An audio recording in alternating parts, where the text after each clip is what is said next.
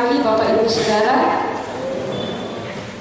Puji nama Tuhan, di pagi ini ada kesempatan kembali beribadah. Dan pagi hari ini kita akan bersama-sama belajar satu bagian firman Tuhan yang terambil dari surat pertama Petrus yang ketiga, ayat 10 hingga ayatnya yang ke-12. 1 Petrus pasal 3 ayat 10 hingga ayatnya yang ke-12 yang akan menjadi firman Tuhan bagi kita pagi hari ini. Beginilah bunyi firman Tuhan. Kasih dan damai. Siapa yang mau mencintai hidup dan mau melihat hari-hari baik, ia harus menjaga lidahnya terhadap yang jahat dan bibirnya terhadap ucapan-ucapan yang menipu. Ia harus menjauhi yang jahat dan melakukan yang baik. Ia harus mencari perdamaian dan berusaha mendapatkannya. Sebab mata Tuhan tertuju kepada orang-orang benar dan telinganya kepada permohonan mereka yang minta tolong. Tetapi wajah Tuhan menentang orang-orang yang berbuat jahat. Demikian jauh pembacaan firman Tuhan bagi kita pagi hari ini. Dan tema untuk khotbah hari ini adalah mencintai hidup. Tema untuk firman Tuhan pagi hari ini adalah mencintai hidup. Bapak Ibu Saudara yang terkasih, kalau kita perhatikan ayat 10 hingga ayatnya yang ke-12 dari 1 Petrus pasalnya yang ketiga ini dikutip dari Mazmur pasal 34 ayat 13 sampai 17. Jadi ayat-ayat dari ayat 10 hingga ayatnya yang ke-12 dari surat 1 Petrus pasal 3 ini dikutip dari Mazmur 34 ayat 13 hingga ayat yang ke-17. Nah, firman Tuhan ini ditulis oleh Rasul Petrus dan ditujukan kepada orang-orang Israel yang khususnya telah percaya kepada Kristus yang pada waktu itu sedang menyebar di 5 kota. Ya, 5 kota itu antara lain di Pontus, Galatia, Kapadokia, Asia Kecil, dan Bitinia. Nah, ini bisa Bapak Ibu baca sendiri atau lihat di dalam 1 Petrus pasalnya yang 1, pertama ayat 1, ayat 2, dan seterusnya. Nah, sikon yang terjadi pada waktu itu adalah bahwa di daerah perantauan tersebut mereka banyak mengalami kesukaran, mereka banyak mengalami penderitaan dan juga penganiayaan. Bisa juga Bapak Ibu lihat di dalam pasal 1 ayatnya yang ke-6. Nah, dalam sikon seperti ini Bapak Ibu, Petrus takut kalau mereka, yakni orang-orang Israel yang telah percaya kepada Kristus ini, mereka terpengaruh dengan pola hidup dari bangsa-bangsa kafir dan mereka menyerah terhadap semua tantangan dan penganiayaan yang pada waktu itu sedang mereka hadapi. Oleh karena itu, Petrus menulis surat ini dengan tujuan utamanya adalah untuk menghibur sekaligus untuk menguatkan iman daripada bangsa Israel, iman daripada orang-orang yang merantau ini, agar mereka tetap kuat dalam mempertahankan dan memperhatikan kewajiban mereka sebagai orang-orang yang percaya kepada Allah. Nah, mari kita lihat di dalam 1 Petrus 1 ayat 13 hingga ayatnya yang ke-15 berkata demikian. Sebab itu, siapkanlah akal budimu, waspadalah dan letakkanlah pengharapanmu seluruhnya atas kasih karunia yang dianugerahkan kepadamu pada waktu penyataan Yesus Kristus. Hiduplah sebagai anak-anak yang taat dan jangan turuti hawa nafsu yang menguasai kamu pada waktu kebodohanmu. Tetapi hendaklah kamu menjadi kudus di dalam seluruh hidupmu, sama seperti Dia yang kudus yang telah memanggil kamu. Jadi ketika bangsa Israel yang berada di perantauan, berada di tengah-tengah daerah orang-orang yang tidak mengenal Allah, Petrus menulis surat ini dan mengirimkan kepada mereka agar mereka tetap berpegang teguh kepada iman mereka, agar mereka tetap berpegang teguh kepada kepercayaan mereka, dan bahkan mereka harus tetap menjaga hidup mereka agar mereka tidak terpengaruh dengan situasi yang ada pada waktu itu. Nah,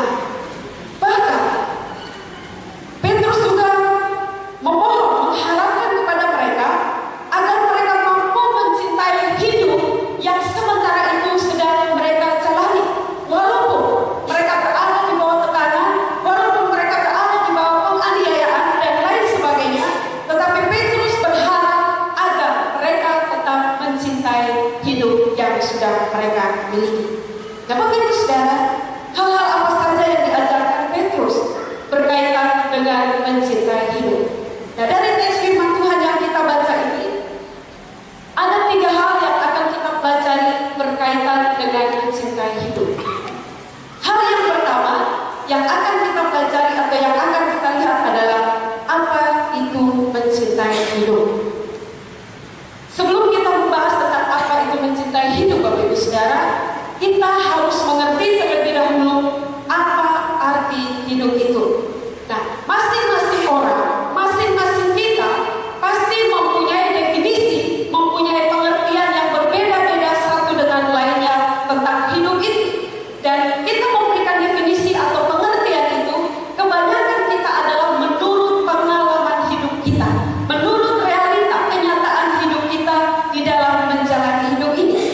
Rasul Paulus misalnya di dalam Filipi pasal 1 ayat yang ke-21 dia mengatakan bahwa bagiku hidup itu adalah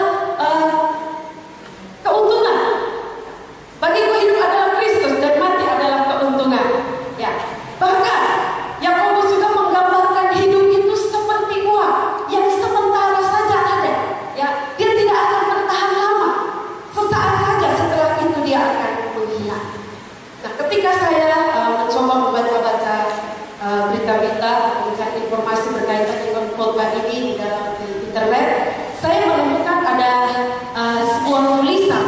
Dan ketika saya membaca tulisan itu, menurut saya tulisan ini sangat bagus dan sangat baik. Ya, tulisannya itu berbicara tentang arti hidup. Ya, jadi ada sekian banyak pengertian tentang arti hidup. Ya, minta maaf kalau seandainya kurang jelas. Ini juga. Dan saya akan membaca bagi kita. Di sana dikatakan bahwa arti hidup yang pertama, hidup adalah anugerah. Karena itu terima. Hidup adalah tantangan, hadapilah. Hidup adalah penderitaan, atasilah. Hidup adalah pertandingan, menangkannya. Hidup adalah kesukaan, nikmati. Hidup adalah lagu, nyanyikannya. Hidup adalah janji, penuhilah. Hidup adalah teka-teki, pecahkanlah. Hidup adalah kasih, bagilah. Hidup adalah kesempatan, gunakanlah.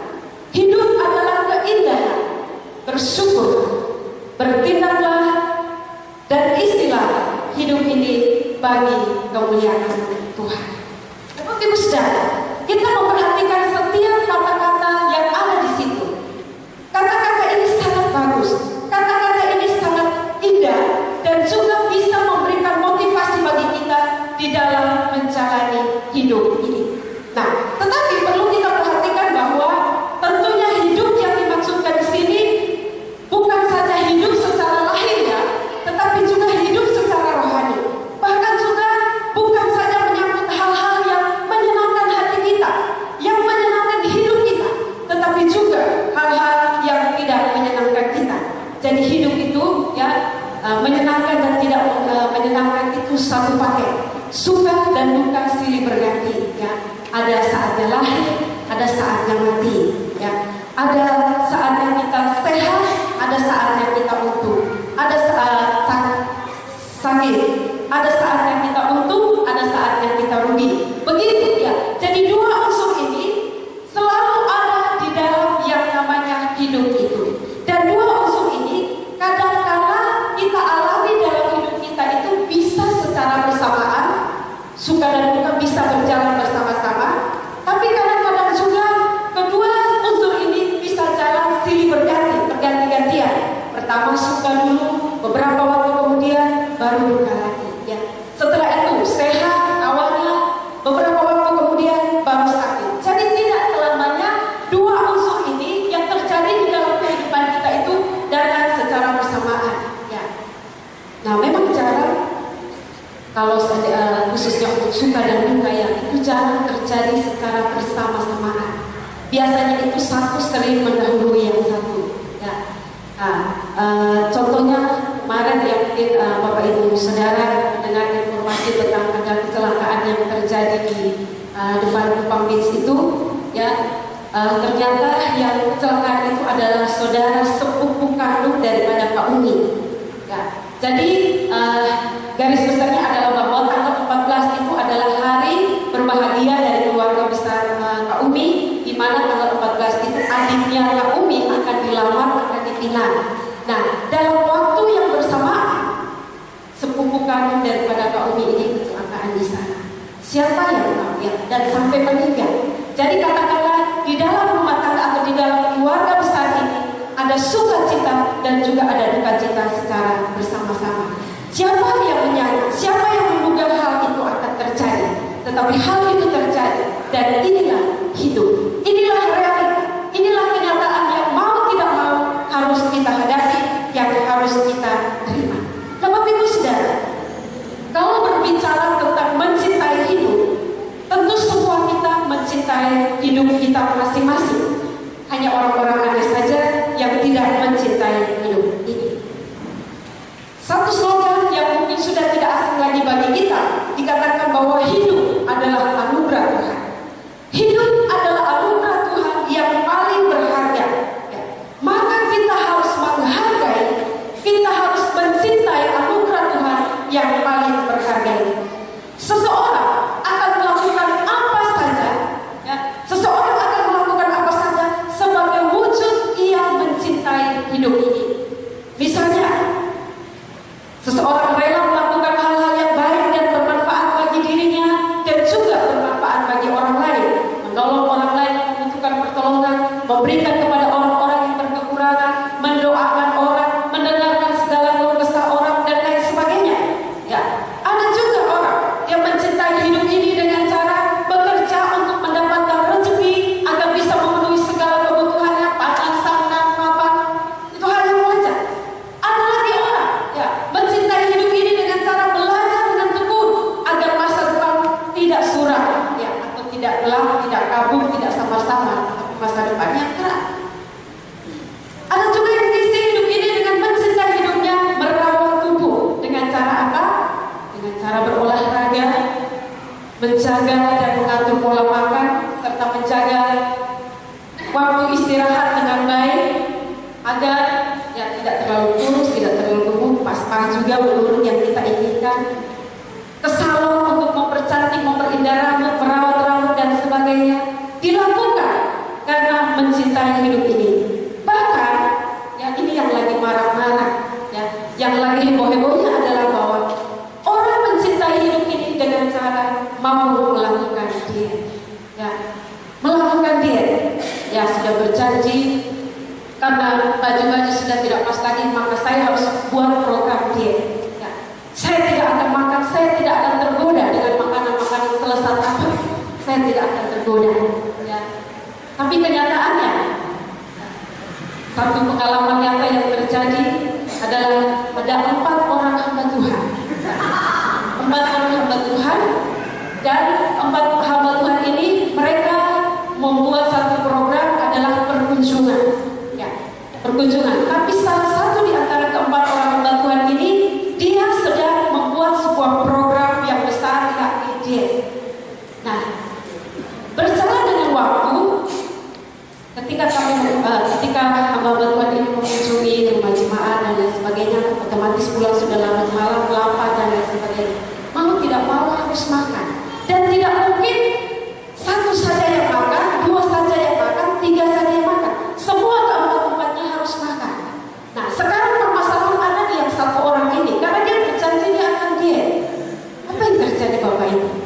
Ketika masuk di rumah makan, sudah pesan makanan, sudah pesan minum, dan ditaruh di situ hanya 3 piring saja, khusus untuk 3 orang. Tetapi, ya, tidak kuat menahan godaan, dan tidak kuat menahan godaan, akhirnya panggil pelayan, minta piring, minta sendok tambah kosong.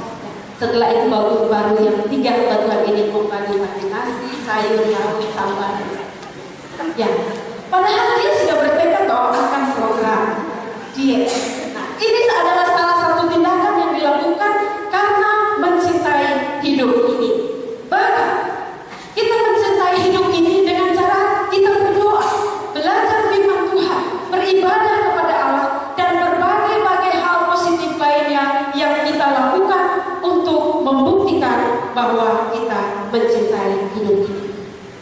Jadi Bapak Ibu Saudara, mencintai hidup adalah meresponi dengan ucapan syukur semua hal, baik itu yang baik atau yang buruk, yang terjadi di dalam seluruh aspek hidup kita sebagai anugerah Tuhan. Ibu Saudara. Sudahkah kita menerima dan mensyukuri hidup ini yang adalah anugerah Tuhan yang sudah diberikan bagi kita? Sudahkah kita mencintai hidup kita? Sudahkah kita mengisi hari-hari hidup kita dengan hal-hal yang baik dan yang memuliakan nama Tuhan? Masing-masing kita memikirkan, mengintrospeksi akan diri kita masing-masing. Itu poin pertama yang kita pelajari dari bagian firman Tuhan. Hal kedua atau poin yang kedua yang akan kita pelajari dari bagian firman Tuhan ini adalah bagaimana cara mencintai hidup. Dari teks firman Tuhan ini, Petrus memberikan ada 3 cara atau 3 tips yang harus dilakukan kalau kita ini benar-benar mencintai hidup kita. Hal yang pertama, yakni menjaga lidah dan menjaga ucapan-ucapan yang benar. Kita lihat kembali di dalam bacaan kita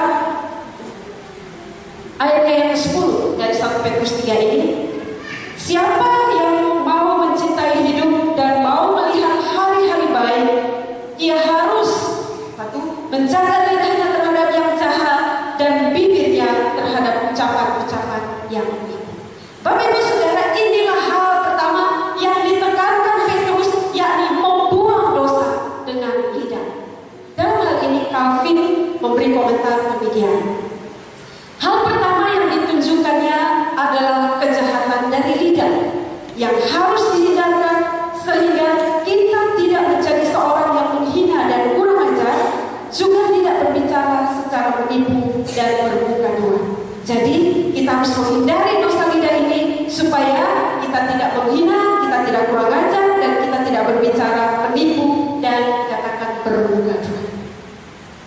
Lidah adalah salah satu anggota tubuh yang kecil, tetapi mempunyai pengaruh yang besar bagi kita, baik itu pengaruh yang negatif maupun pengaruh yang negatif. Dari lidah yang kecil ini dapat mendatangkan dosa apabila kita salah menggunakannya. Karena itu, Bapak Ibu Saudara, Petrus mengajarkan bahwa kalau kita ini benar-benar mencintai hidup kita, maka kita harus menjaga lidah kita, kita harus menjaga setiap ucapan-ucapan yang keluar dari bibir mulut kita. Nah, terhadap dosa kata lidah ini, Yakobus secara panjang lebar menguraikan atau menjelaskannya di pasal 3 ayat 1 hingga ayat yang ke-12. Dan dari pasal 1, ayat 1 sampai ayat yang ke-12 dari Yakobus 3 ini, saya melihat bahwa ada 3 hal atau 3 penggambaran dosa lidah yang digambarkan oleh Yakobus. Gambaran Yakobus yang pertama dari lidah itu adalah bahwa lidah sama dengan api dan merupakan dunia kejahatan.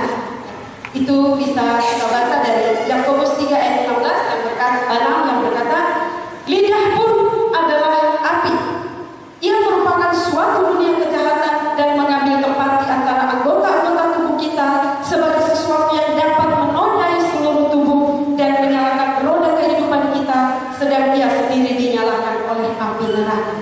Yakobus menggambarkan lidah sama dengan api dan merupakan dunia kejahatan. Karena itu berhati-hatilah.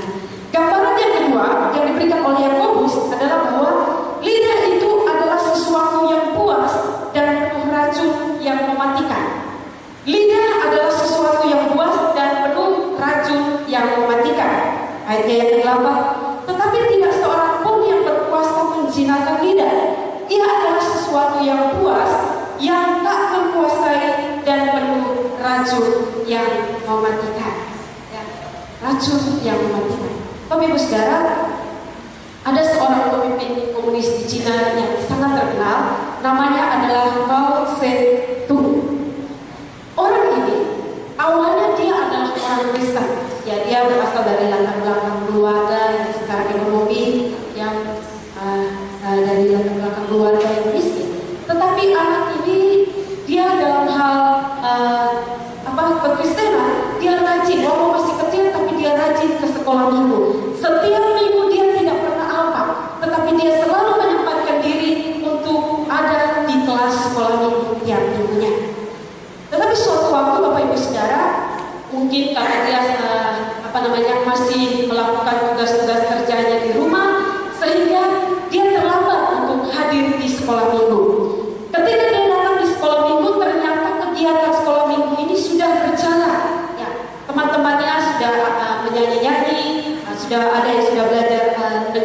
kita firman Tuhan, dan dia terlambat. Ketika dia datang, dia sampai di pintu dan dia masuk. Apa yang terjadi Bapak Ibu? Guru sekolah minggu dari Mao Zedong ini, dia dengan muka yang marah, dengan kata-kata yang kasar, dia mengatakan kepadanya demikian, "Hei anjing kuning, mengapa kau terlambat?" Bayangkan Bapak Ibu Saudara, anak yang masih kecil, tetapi guru sekolah minggu ini dengan kata-kata yang kasar, kata-kata yang sebenarnya tidak pantas dia berikan kepada anak kecil ini. "Hei anjing kuning, kenapa kau terlambat?" Nah, ketika mendengar kata-kata marahan daripada guru sekolah minggu ini, maka Mao Zedong ini akhirnya dia menjadi kecewa. Dia sakit hati karena dia dikasih kata-kata yang kasar, dia dikasih kata-kata penghinaan yang luar biasa. Dan apa yang terjadi Bapak Ibu? Mulai dari hari itu dia tidak pernah hadir lagi di dalam kelas sekolah minggu. Tidak pernah lagi. Dan singkat cerita, setelah dia beranjak menjadi dewasa, akhirnya dia menjadi seorang komunis, dan lambat laun dia menjadi seorang pemimpin komunis di negeri Cina. Pemimpin berhenti. Kata-kata yang sepantasnya tidak diberikan kepada orang, tetapi itu diberikan. Apalagi ini guru sekolah minggu, yang ketika saya tahu itu saya juga agak berhati-hati karena anak-anak sekolah minggu di sini ini agak nakal-nakal, ya, gitu. Hati-hati di dalam menggunakan lidah. Gambaran yang ketiga yang diberikan oleh Yakobus tentang lidah ini adalah bahwa lidah bisa mengutuk dan juga bisa memberkati. Ayat 9 dan ayat 10. Dengan lidah kita memuji Tuhan Bapa kita, dan dengan lidah kita mengutuk manusia yang diciptakan menurut rupa Allah. Dari mulut yang satu keluar berkat dan kutuk. Hal ini saudara-saudaraku tidak boleh demikian terjadi. Ya. Nah, inilah gambaran Yakobus tentang pengaruh lidah.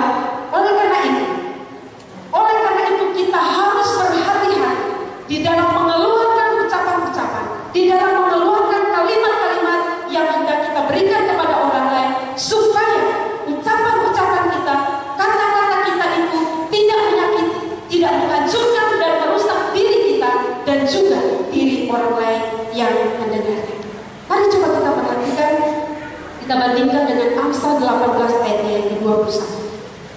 Di sana dikatakan, hidup dan mati dikuasai lidah. Siapa suka mengembangkannya akan memakan buahnya. Satu lagi, Amsal 21 ayatnya yang ke-23. Siapa memelihara mulut dan lidahnya, memelihara diri daripada kesukaran. Siapa menjaga lidah, memelihara lidah, dia memelihara dirinya daripada kesukaran. Namun Bapak Ibu yang terkasih, realita yang terjadi, ada banyak di antara kita yang notabene adalah orang Kristen, yang notabene adalah orang percaya, tetapi seringkali kita salah menggunakan lidah kita itu. Contohnya, kalau ada suatu kegiatan atau suatu acara, mungkin karena kita malas mengikuti kegiatan atau acara itu, ditanya, diajak, kita menjawab, saya tidak ikut, saya lagi sakit. Padahal hanya karena malas, ya memang sakit malas, tapi kan itu bisa diatasi. Sudah berbohong di sana. Yang berikut lagi, misalkan pertemuan atau kegiatan janjinya jam 5, sudah jam 5 lebih 10 belum datang juga. Ditanya, sudah di mana, sampai di mana, posisi di mana? Sudah berdiri, padahal berdirinya belum sampai 1 jam pun masih belum. Ada lagi kita salah menggunakan lidah. Ada orang-orang tertentu yang mempunyai wanita idaman lain atau pria idaman lain, tetapi di hadapan teman-teman, rekan, keluarga, suami, istri, anak-anak, dia mengaku tidak. Kalau anak-anak sekolah, kadang-kadang mungkin karena pengaruh teman-teman yang lain, waktunya untuk ke sekolah, bukannya pergi ke sekolah, mungkin pergi ke tempat tamasya, tempat hiburan dan lain sebagainya.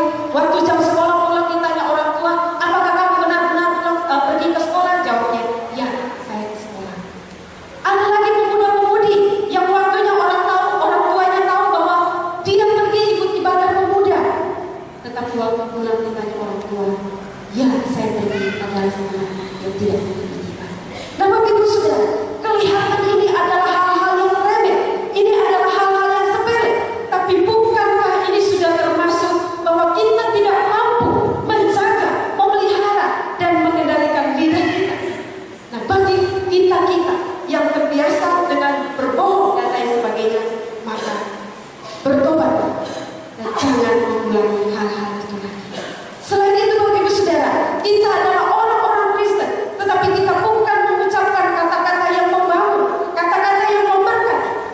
sebaliknya, kita mengucapkan kata-kata yang menjatuhkan, kata-kata yang menghina, menyindir, berdusta, dan lain sebagainya.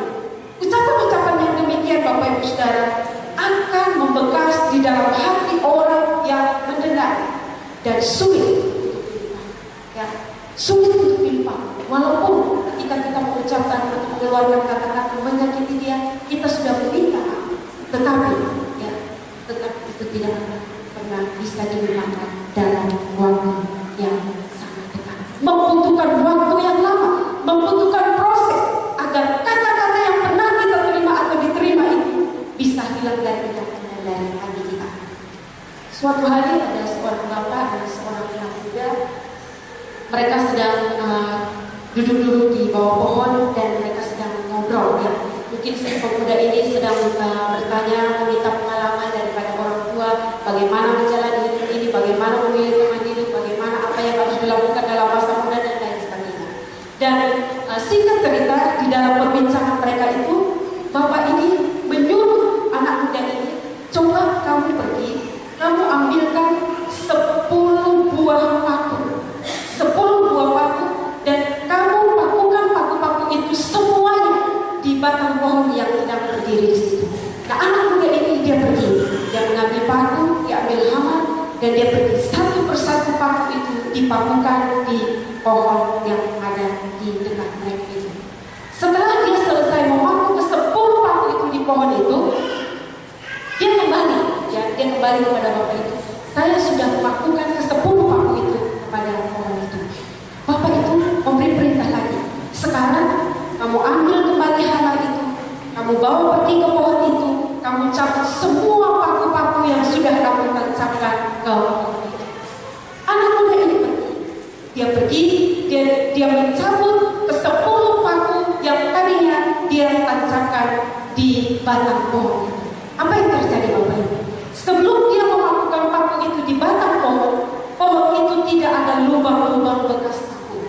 Tetapi setelah dia mencabut, dia memaku dan dia mencabut paku-paku itu, ada bekas-bekas lubang daripada paku itu yang membutuhkan waktu yang lama dan bisa tertutup. Bapak Ibu saudara-saudara yang terkasih di dalam nama Yesus, begitu juga dengan ucapan-ucapan yang kita keluar, terkhususnya ucapan-ucapan yang menyakiti, ucapan-ucapan yang menghina, ucapan-ucapan yang tidak baik yang kita berikan atau yang kita lontarkan kepada orang lain. Jika kita mengucapkan kata-kata yang menyakiti, itu langsung masuk di dalam hati orang yang kita anggap baik itu. Luka ada di sana. Walaupun kita meminta maaf, mungkin kita tidak sengaja, mungkin kita lagi emosi, mungkin kita spontan, kita meminta maaf dan orang itu memberi maaf kepada kita. Tetapi bekas-bekas masih ada di dalam hati kita, dan itu membutuhkan waktu yang lama supaya bisa menghilangkan bekas-bekas. Bapak Ibu Saudara, karena itu berusaha menjaga lidah, jauhilah dari ucapan-ucapan yang kotor, yang menipu dan yang memfitnah, seperti yang dituliskan di dalam 1 Samuel 2 ayat yang ketiga. Janganlah kamu selalu berkata sombong, janganlah caci maki keluar dari mulutmu, karena Tuhan itu Allah yang Maha Tahu, dan oleh Dia perbuatan-perbuatan diuji. Biarlah kita meneladani prinsip juga yang dimiliki oleh Ayub di dalam hidup. Dia berjanji bahwa dia tidak akan mengeluarkan kata-kata, mengucapkan kecurangan-kecurangan dari bibir mulutnya. Kita lihat di dalam ayat 27 ayat yang keempat.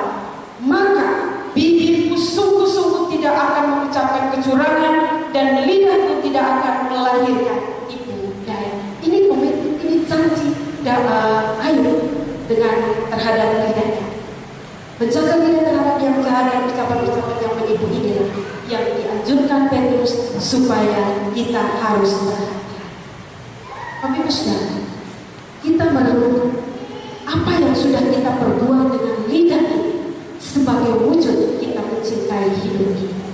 Pernahkah kita mengucapkan kata-kata berkah kepada seseorang yang kita temui? Atau sebaliknya, kata-kata kutuk, kata-kata dusta, kata-kata penghinaan yang sering kita ucapkan dari lidah kita? Itu hal yang kedua yang harus dilakukan kalau kita mencintai hidup ini. Hal yang ketiga yang harus kita lakukan kalau kita benar-benar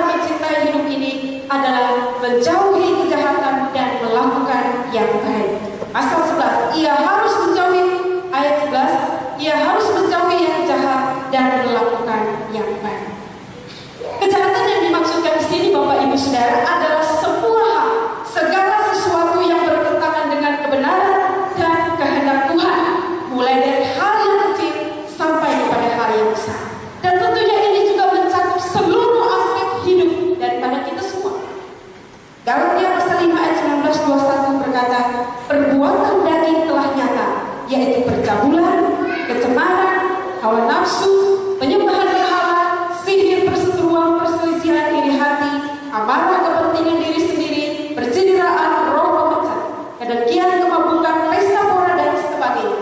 Terhadap semuanya ini kuperingatkan kamu seperti yang telah kubuat dahulu, bahwa barang siapa melakukan hal-hal yang demikian, ia tidak akan mendapat bagian di dalam kerajaan.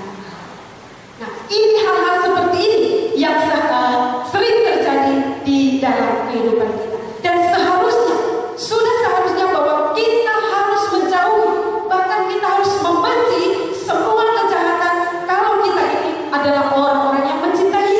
Seperti yang dituliskan di dalam 1 Petrus 2 ayat 1 dan 11. Karena itu, buanglah segala kejahatan, segala tipu muslihat, dan segala macam kemunafikan, kedengkian dan fitnah. Saudara-saudara yang kekasih, aku menasihati kamu supaya sebagai pendatang dan perantau, kamu menjauhkan diri dari keinginan-keinginan daging yang berjuang melawan jiwa. Bahkan di dalam Amsal 8 ayat 13 berkata, takut akan Tuhan ialah membenci kejahatan. Aku benci kepada kesombongan, kecongkakan, tingkah laku yang jahat. Nah, ini yang harus ada di dalam kehidupan kita. Ini yang harus terjadi di dalam kehidupan kita. Tetapi yang terjadi adalah bahwa walaupun kita sudah tahu segala sesuatu yang tergolong jahat sekalipun, tapi kita masih melakukannya juga. Ya, seperti contoh yang tadi sudah saya katakan di awal. Bagi bapak ibu yang sudah menikah, kan? Sudah punya suami, sudah punya istri, tapi masih juga selingkuh di sana sini. Ya, bapak ibu, waktu saya dengan Kak Omi datang ke gereja, saya lupa waktu itu kapan. Ketika kami di atas mobil, di depan kami itu duduk sepasangnya, satu bapak dan satu ibu. Nah, pemikiran saya ketika saya melihat, karena mereka duduknya itu dekat, mesra, akrab. Jadi pemikiran saya ini adalah ini suami istri. Ya. Jadi saya tidak tahu, ternyata Kak Umi juga memperhatikan karena kami duduk pas berpapasan. Ya, saya dalam hati ini suami ini mereka berdua ini betul-betul suami istri atau selingkuhan, ya, itu. Ya, jadi saya perhatikan sampai di depan gereja Pria Oibobo sini, tiba-tiba si ibu ini menghentikan kendaraan atau mobil dan turun. Nah, ternyata yang turun ibu ini duluan. Dari situlah saya mengambil kesimpulan pasti mereka berdua bukan suami istri. Ya, dan ketika sudah turun dan mobil ini jalan, bapak ini tetap menoleh ke belakang dan melihat ibu itu. Ya, jadi waktu turun dari mobil itu saya bilang, Kak Umi, perhatikan tadi bapak dengan ibu yang ada di situ. Kak Umi bilang, iya, saya pikir itu suami istri, padahal bukan. Ya, nah itu hari yang pertama. Beberapa hari kemudian, ketika kami mau ibadah rumah tangga, saya dan Kak Umi biasa janjian ketemu di terminal Kupang. Kak Umi sudah di depan, saya masih dari belakang. Saya dengan ojek turun sampai di terminal Kupang. Saya sedang berjalan menuju Kak Umi, tiba-tiba saya berpapasan dengan bapak ini. Terus saya kaget, saya cari mana itu. Saya lihat ibu itu sedang membeli buah-buahan, membeli mangga. Ya, terus saya perhatikan, saya tidak langsung ke Kak Umi, tapi saya perhatikan apa yang dilakukannya. Bapak itu berdiri dan menjaga ibu itu. Setelah itu mereka berjalan ke sana. Saya cepat pergi ke Kak Umi. Kak Umi, mari, masih ingat bapak dan ibu itu yang kita ketemu dalam mobil? Ya.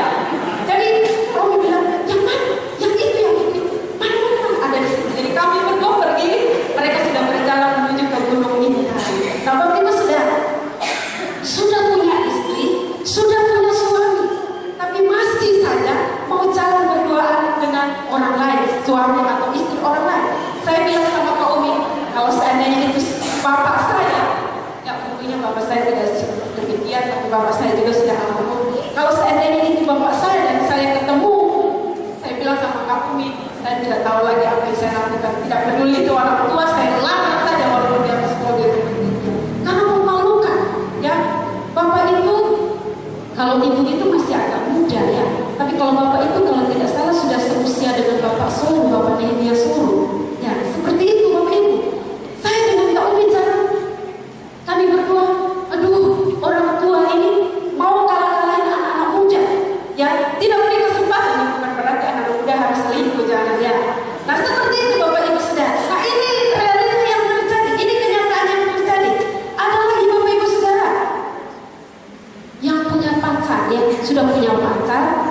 misalkan di Webo 1, tapi dia punya lagi di tempat-tempat yang lain, ya, di Hindu Bondela ada, di Batu Kamera ada, di Nekoten ada. Jadi dia buka cabang di mana-mana. Nah, Bapak Ibu Saudara yang terkasih, ini sesuatu yang jahat, yang sebenarnya kita sudah tahu, kita sudah mengerti bahwa itu bertentangan dengan firman Tuhan, itu bertentangan dengan kebenaran, tapi masih saja kita yang bukan orang Kristen ini, kita masih melakukannya. Bahkan ya ada juga yang masih suka minuman keras, masih berjudi dan lain sebagainya, segala macam hal kejahatan yang dilakukan. Nah, Bapak Ibu Saudara, oleh karena itu kita harus berjuang, kita harus terus berusaha dan berjuang untuk bisa menjauhi segala kejahatan, dan sedapat mungkin kita bisa melakukan hal-hal yang baik yang diajarkan oleh firman Tuhan. 1 Petrus 3 ayat 8-9 berkata, dan akhirnya hendaklah kamu semua seia sekarang, seperasaan, mengasihi saudara-saudara, penyayang dan rendah hati, dan janganlah membalas kejahatan dengan kejahatan atau caci maki dengan caci maki, tetapi sebaliknya hendaklah kamu memberkati, karena untuk itulah kamu dipanggil, yaitu untuk memperoleh berkat. Bandingkan lagi dengan Galatia 5 ayat 22-23, tetapi buah roh ialah kasih, sukacita, damai sejahtera, kesabaran, kemurahan, kebaikan, kesetiaan, kelemah lembutan, dan penguasaan diri. Hendaklah perbuatan-perbuatan baik inilah yang kita lakukan di dalam kehidupan kita. Perbuatan-perbuatan baik inilah yang kita nyatakan di dalam seluruh hidup kita, sehingga ketika orang melihat itu, orang tahu bahwa kita adalah orang-orang yang sungguh-sungguh percaya pada Tuhan. Memang Bapak Ibu Saudara, tidak mudah untuk melakukan semuanya itu, ya, tidak mudah. Tetapi berat ataupun tidak, ini adalah kewajiban kita sebagai orang-orang percaya. Mau tidak mau, gampang atau sulit, kita harus melakukannya, karena itu kewajiban kita yang sudah mengaku diri percaya kepada Allah. Kunci untuk kita bisa melakukan semuanya itu adalah percaya sungguh-sungguh kepada Dia. Maka Ia akan memberikan kekuatan, memberikan kemampuan bagi kita untuk melakukan. Karena itu, teruslah berjuang untuk membuang segala kejahatan dan lakukan kebaikan dalam seluruh aspek hidup. Itu hal yang kedua. Hal yang ketiga yang harus dilakukan dalam hidup kita kalau kita benar-benar mencintai hidup ini adalah harus mencari dan berusaha mendapatkan perdamaian. Itu juga ada di dalam ayat yang ke-11. Ia harus mencari perdamaian dan berusaha mendapatkan.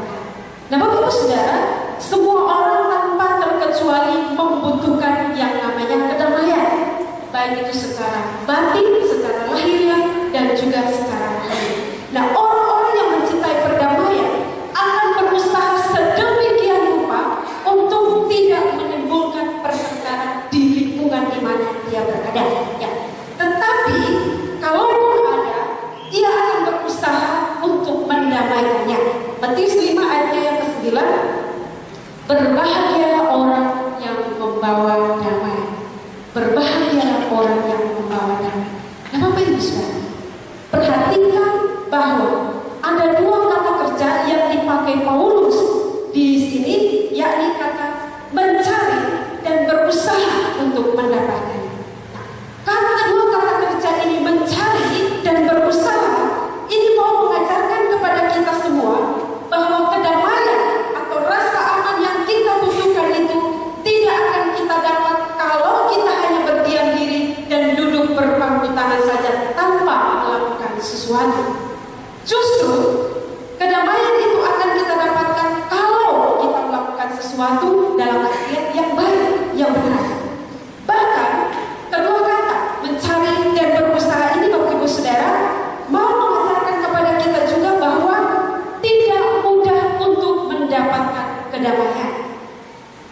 Kita harus mempertaruhkan waktu, tenaga, pikiran, harta, harga diri, dan semua yang ada pada diri kita supaya kita bisa memperoleh damai itu. Hal-hal yang kita pertaruhkan begitu banyak, sehingga kadang-kadang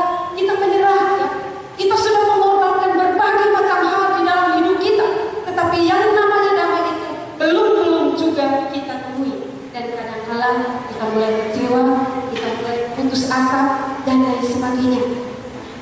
Atau bahkan kadang-kala kita sudah mempertaruhkan, mengorbankan segala sesuatu, tapi kelihatannya, Ibu Saudara, kedamaian itu seolah-olah lari menjauh dari kehidupan kita.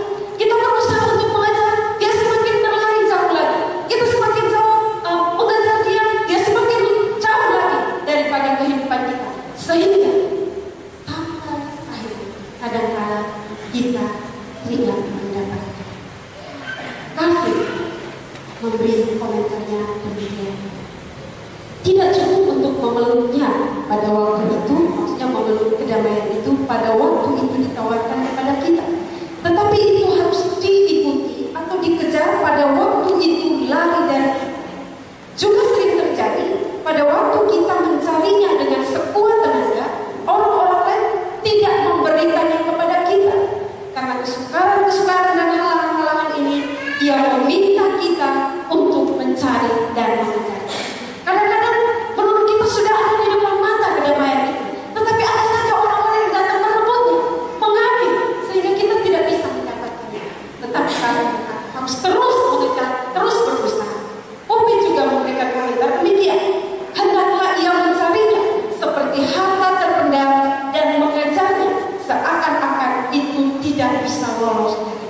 Seperti harta yang terpendam, kita cari, kita gali, tapi kita tidak mendapatkannya. Janganlah kita juga harus tetap setia dan tekun untuk mencari dan menemukan kedamaian. Jangan pernah kita putus asa, jangan pernah kita menyerah, tapi teruslah berusaha sampai kita menemukan kedamaian. Namun Bapak Saudara, dari semua itu, kedamaian yang sejati hanya ada di dalam Tuhan Yesus Kristus. Karena Dia adalah sumber kedamaian yang kita cari, yang kita kejar. Roma 15 ayat 33. Allah sumber damai sejati menyertai kamu sekalian. Allah sumber damai sejati. Roma 16 ayat 20. Semoga Allah sumber damai sejati. Jadi Allah adalah sumber damai sejati. Ketika kita mencari kedamaian dan kita tidak menemukannya, teruslah mencari. Karena pasti suatu waktu yang ditentukan oleh Allah, kita akan memperoleh kedamaian. Sudahkah kita memiliki damai di tengah-tengah keluarga kita? Sudahkah kita memiliki damai di tengah-tengah lingkungan kerja, lingkungan pelayanan, lingkungan studi, lingkungan masyarakat? Sudahkah kita membawa damai di tengah-tengah keluarga kita, di tengah-tengah lingkungan kerja kita, di tengah-tengah lingkungan pelayanan, studi, dan masyarakat? Di bulan-bulan keluarga ini, bulan-bulan ini, marilah kita berusaha untuk memiliki dan membawa damai di tengah-tengah keluarga kita masing-masing. Kalau selama ini kita tidak hidup di dalam kedamaian, atau kedamaian itu terasa hilang jauh dari hidup kita, dari keluarga kita, mintalah Tuhan untuk memberikan dan menghadirkan damai itu di tengah-tengah keluarga kita, melalui diri kita, melalui orang tua kita, melalui semua anggota keluarga yang ada di dalam rumah kita. Asalkan kita sungguh-sungguh percaya kepada Tuhan Yesus, asalkan kita hidup di dalam kebenaran, kedamaian itu pasti kita miliki. Biar damai sejahtera itu selalu dan senantiasa menyertai kita. Roma 12 ayat 18. Sedapat-dapatnya, kalau hal itu tergantung padamu, hiduplah dalam perdamaian dengan semua orang. Ibrani 12:14. Berusahalah hidup damai dengan semua orang.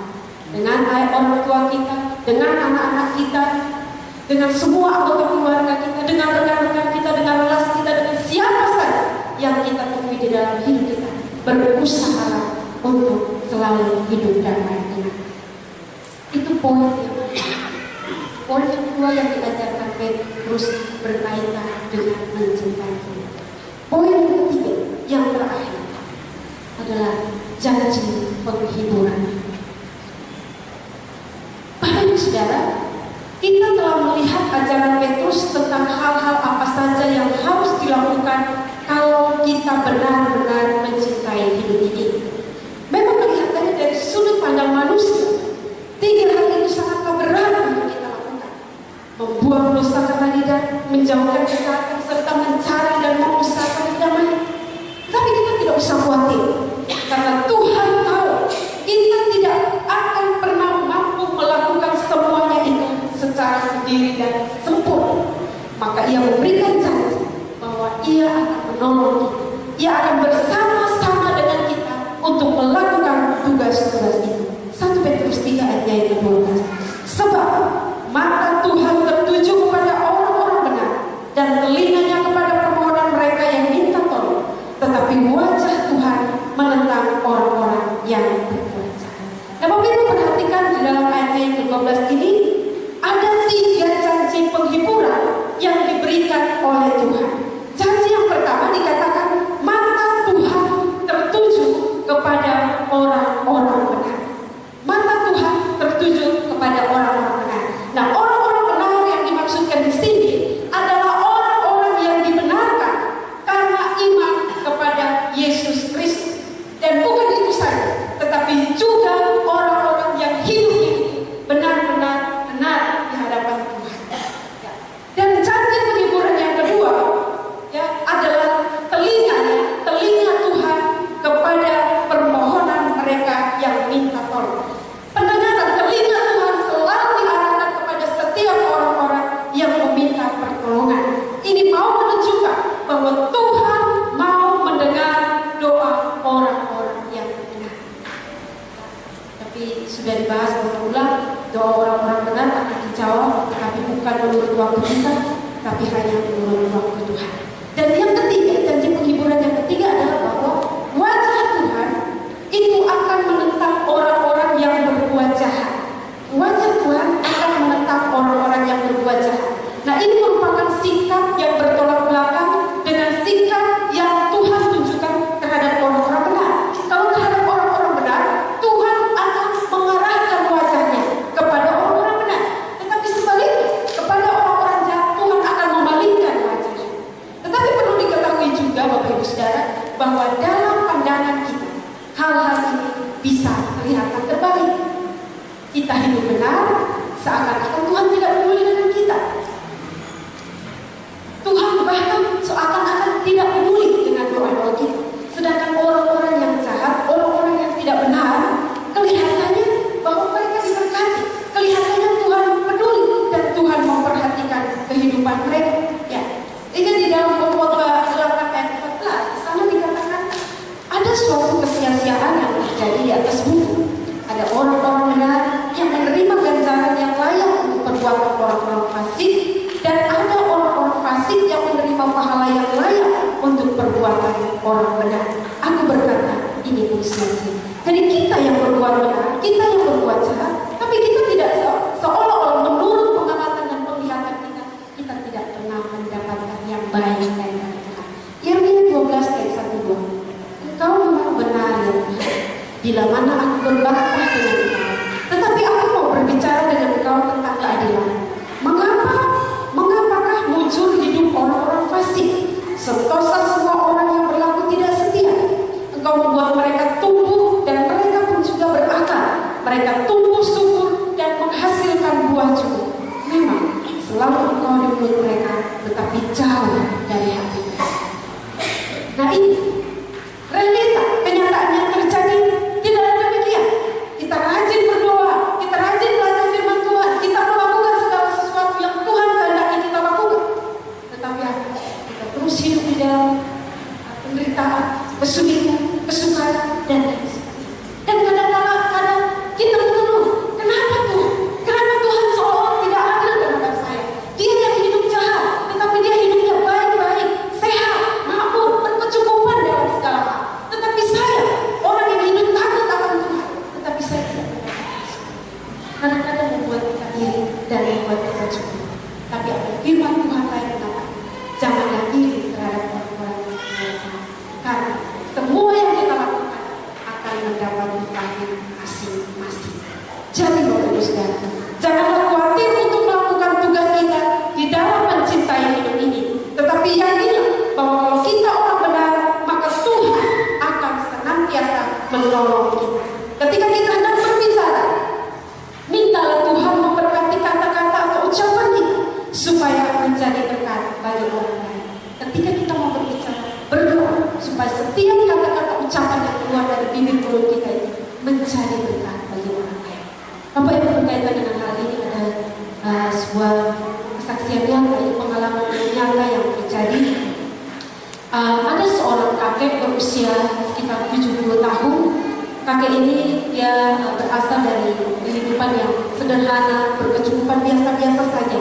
Tetapi di usianya yang sudah senja itu, dia masih kuat sehingga dia melakukan pekerjaan yakni seorang tukang sapu di satu kompleks perumahan yang ini. Jadi setiap hari tugasnya pagi sore adalah membersihkan jalan di sepanjang menuju ke perumahan itu. Dan yang anehnya adalah bahwa bapak itu dia terkenal orang yang ramah, orang yang baik. Dan setiap kali orang-orang yang ada di perumahan itu keluar untuk bekerja, keluar ke sekolah, keluar kemana saja, atau mereka pulang dari sekolah, pulang dari tempat kerja, pulang dari bepergian, satu kalimat yang selalu dan senantiasa dia ucapkan adalah selamat pagi, atau selamat siang, atau selamat sore, Tuhan menyertai Anda. Kalimat ini pagi siang sore selalu dia ucapkan kepada semua orang-orang di dalam kompleks itu yang keluar dari perumahan itu dan juga yang pulang kembali ke perumahan itu. Nah, singkat cerita Bapak Ibu Saudara, kakek ini akhirnya meninggal dunia. Kakek ini meninggal dunia. Dan apa yang terjadi Bapak Ibu Saudara? Waktu pemakaman daripada kakek ini, orang yang hadir melebihi dari seorang pejabat yang meninggal dunia. Keluarga, kerabat, tetangga-tetangga daripada kakek ini heran. Mereka heran, bahkan orang-orang khusus dari kompleks perumahan itu, mereka datang, mereka menangis terseduh-seduh. Mereka menangis seolah-olah yang meninggal itu adalah orang tua kandung mereka. Seolah-olah orang ini sangat dekat dengan mereka. Mereka menangis sejadi-jadinya. Dan keluarga menjadi bingung, tetangga-tetangga menjadi bingung. Dan apa yang terjadi Bapak Ibu? Mereka coba menanyakan orang-orang yang sedang kesedihan, yang sedang bercucuran air mata karena kepergian daripada kami. Mereka bertanya, kenapa kamu tidak ada hubungan keluarga dengan orang ini, tapi kamu begitu sedih, begitu hancur, dan begitu merasa kehilangan kematian daripada kami ini. Tanya kepada salah seorang dan salah seorang yang berkata, saya tidak kenal, bahkan tidak tahu nama daripada kakek ini. Tapi satu yang selalu saya ingat adalah ketika saya keluar untuk bekerja, ketika saya pulang untuk bekerja, satu kalimat yang selalu dia ucapkan, dan itu menghibur, menguatkan saya, karena waktu itu perusahaan saya sedang mengalami memulihkan atau mau bangkrut. Tetapi ketika saya mendengarkan kali ini, selamat pagi, Tuhan menyertai. Selamat siang, selamat sore, Tuhan menyertai.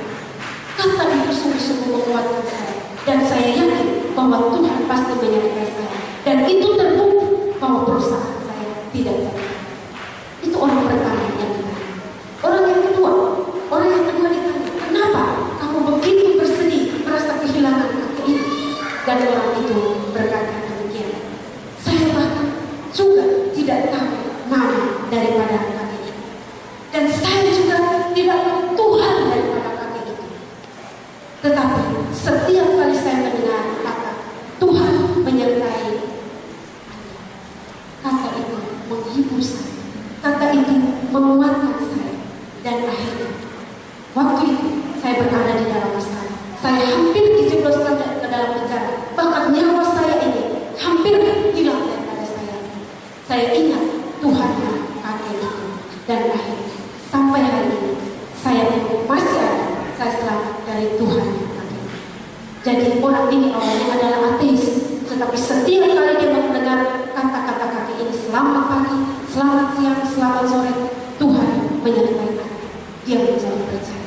Bapak Ibu Saudara yang terkasih di dalam nama Tuhan Yesus Kristus, dari sini mau mengajarkan kepada kita bahwa setiap kata-kata, ucapan-ucapan yang kita keluarkan, harus kita keluarkan ucapan secara berhati-hati, dan kita berdoa supaya semua ucapan yang keluar sungguh-sungguh memberkati. Karena tanpa kita sadari, ucapan-ucapan, kata-kata yang kita ucapkan itu bisa mengubah hidup seseorang dari yang jahat menjadi yang baik. Seseorang dari yang tidak mengenal Allah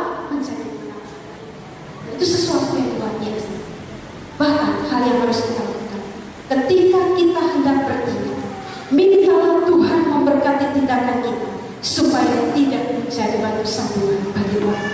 Ketika kita hendak mencari damai, mintalah Tuhan memberi kekuatan kepada kita supaya kita bisa menemukan kedamaian itu, bahkan bisa menemukan kedamaian sejati yang ada di dalam. Karena semuanya itu Tuhan yang ada, semuanya Tuhan yang pegang. Yakinlah janji Tuhan bahwa Dia akan menyertai hidup kita. Dia akan memampukan kita di dalam menjalani kehidupan ini secara khusus, berusaha untuk mencintai ini sesuka apapun, semenderita apapun yang kita alami, berdoa supaya kita tetap mencintai hidup, karena itu anugerah Tuhan yang Tuhan berikan kepada kita. Amin.